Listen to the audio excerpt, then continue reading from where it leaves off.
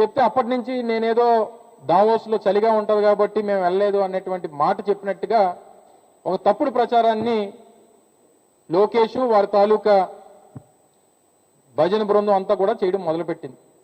నేను ఈరోజు ఛాలెంజ్ చేస్తా ఉన్నా, లోకేష్ వస్తాడో లేకపోతే వాళ్ళకి మిత్ర బృందం వస్తుందో లేకపోతే వారు చెప్పినటువంటి వారు వస్తారో, నేను దావోస్ వెళ్ళినప్పుడు అక్కడ చలిగా ఉంటుంది కాబట్టి మేము వెళ్ళట్లేదు అనేటువంటి మాట ఎక్కడన్నా అని ఉంటే, ఎందుకంటే మీరు అందరూ ఆ రోజు ఉన్నారు, నేను నా పత్రికా సమావేశంలో ఇక్కడ ఉన్నటువంటి వారు చాలామంది ఉన్నారు, ఎక్కడన్నా అనున్నట్టు చూపిస్తే నేను రాజకీయాల నుంచి మానేస్తాను.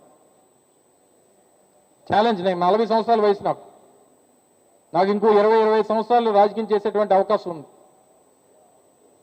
ఇదే లోకేష్ ఇదే ప్రపంచ వేదిక మీద ఇదే జ్యూరిక్లో డావోస్లో ఏదైతే నిన్న ప్రకటన చేశాడో, నా మీద ఆరోపణ చేశాడో, అది కానీ నిరూపించేటువంటి ఆ శక్తి ఆయనకు ఉంటే, నేను మాట్లాడినట్టుగా ఎక్కడన్నా ఆ విజువల్ చూపిస్తే, నేను మాట్లాడలేదనేటువంటి విజువల్స్ మీ దగ్గర ఉన్నాయి. ఎందుకంటే నేను మాట్లాడిన టోటల్ కంటెంట్ అంతా కూడా మీ రికార్డింగ్స్లో ఈ యూట్యూబ్లో ఎక్కడ కావాలంటే అక్కడ దొరుకుతాయి.